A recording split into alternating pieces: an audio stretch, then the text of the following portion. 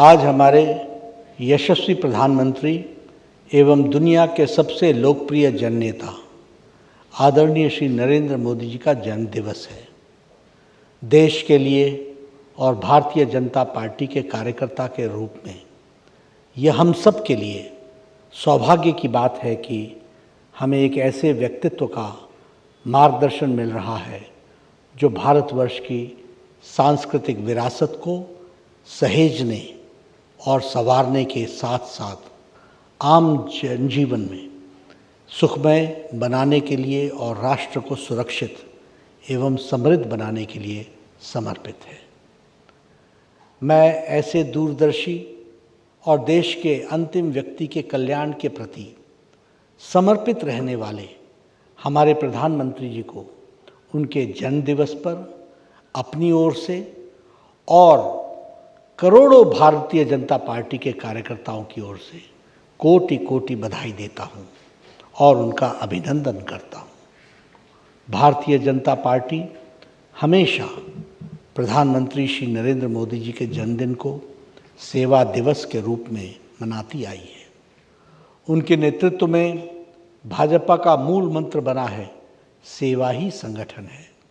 मुझे इस बात की हार्दिक प्रसन्नता है कि आज भारतीय जनता पार्टी परिवार ने आदरणीय प्रधानमंत्री जी के जन्मदिन पर सेवा और समर्पण अभियान की शुरुआत की है। जन सेवा से अधिक संतोषजनक और कोई कार्य नहीं हो सकता।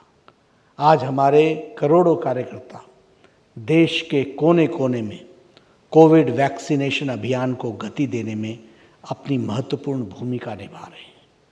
कई जगह ब्लड डोनेशन के कैंप्स, मेडिकल कैंप्स और स्वच्छता के अभियान चलाया जा रहा है। गरीबों में मुफ्त अनाज वितरित किया जा रहा है। ज़रूरतमंदों को हर तरह की सहायता उपलब्ध कराई जा रही है।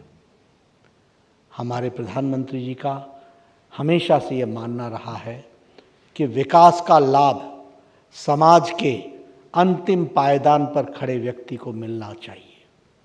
बाल्यकाल से लेकर आज तक उन्होंने अपने बारे में नहीं बल्कि गरीबों, वंचितों, पीड़ितों और शोषितों के कल्याण के बारे में सोचा, राष्ट्र के उत्थान के बारे में सोचा है।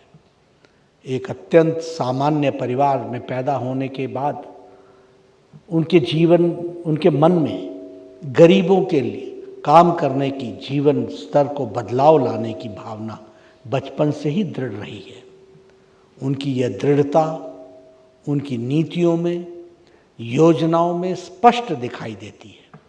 इसलिए उनकी हर नीति के केंद्र बिंदु में देश के गांव, गरीब, किसान, दलित, पीड़ित, शोषित और वंचित ही है।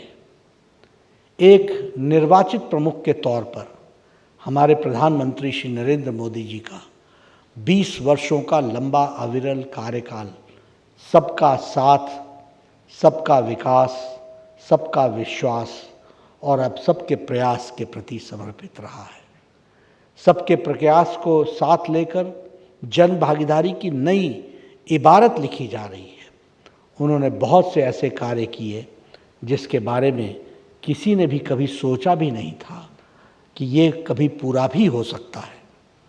धारा 370 का धाराशाही होना, ट्रिपल तलाक पर बैन लगना, अयोध्या में भगवान श्री राम का भव्य मंदिर का मार्ग प्रशस्त होना, आतंकवाद पर सर्जिकल और एयर स्ट्राइक होना, 1 रैंक 1 पेंशन लागू करना और देश के 50 करोड़ लोगों को आयुष्मान भारत का लाभ देना, हर गांव में, हर घर में बिजली पहुंचाना, मुफ्त में गैस कनेक्शन उपलब्ध कराना, देश के 10 करोड़ से अधिक किसानों को 6-6 हज़ार रुपये वार्षिक सहायता उपलब्ध कराना, देश के 80 करोड़ लोगों को कोविड संक्रमण में उसके बाद मुफ्त अनाज उपलब्ध कराना, स्वामीनाथन कमेटी की सिफारिशों को लागू करना, हर गरीब के घर देना, हर घर को में पानी, बिजली, गैस और शौचालय की उपलब्धता सुनिश्चित कराना,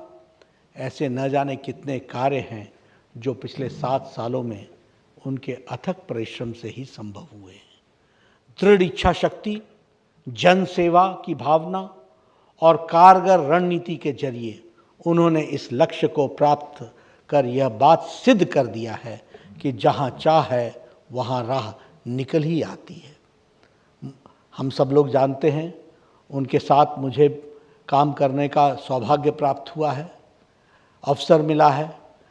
मैंने बहुत नज़दीक से अनुभव किया है कि उनमें कई ऐसी विशेषताएं हैं जो उनके व्यक्तित्व को बहुआयामी बताती हैं। कठोर परिश्रम करना, स्पष्ट दृष्टि रखना और जनता की भलाई के लिए समर्पित रहना उनका स्वभाव है। उनसे हम सबको देश के लिए सतत कार्य करने और करते रहने की प्रेरणा मिलती है। उनके नेतृत्व में देश विकास के पथ पर अग्रसर है। विश्व पटल पर भी भारत की साख में अभूतपूर्व वृद्धि हुई है। हमारे प्रधानमंत्री जी ने देश की राजनीतिक कार्य संस्कृति को बदल कर रख दिया है। आज उनके नेतृत्व में जातिवाद, परिवारवाद और तुष्टीकरण की राजनीति की जगह विकासवाद की राजनीतिक संस्कृति प्रतिष्ठित हुई है और देश के अन्य सभी राजनीतिक दलों को इस राह पर आगे बढ़ने के लिए विवश होना पड़ा है। आदरणीय श्री नरेंद्र मोदी जी ने दुनिया के सबसे बड़े लोकतंत्र के प्रधानमंत्री नहीं बल्कि प्रधान सेवक के रूप में देश की सेवा की है। देश की जनता के साथ उनका एक भावनात्मक संबंध है। वह हर भारतवासी के दिल में रचे बसे हैं। वे देशवासियों को हमेशा समाज के लिए अच्छा करने के लिए प्रेरित करने वाले आधुनिक भारत के समाज सुधारक भी हैं। उनकी एक आवाज़ पर संपूर्ण राष्ट्र एकजुट होकर लक्ष्य को साकार करने के प्रति तत्पर हो जाता है। मुझे यह कहने में तनिक भी संकोच नहीं है कि उनके बेदाग सार्वजनिक जीवन एक राजश्री का जीवन है जिसका एक ही उद्देश्य है, जन जन का विकास। उनकी सोच हमेशा रचनात्मक होती है। वे हमेशा समस्याओं का समाधान रचनात्मक सोच के माध्यम से करते हैं।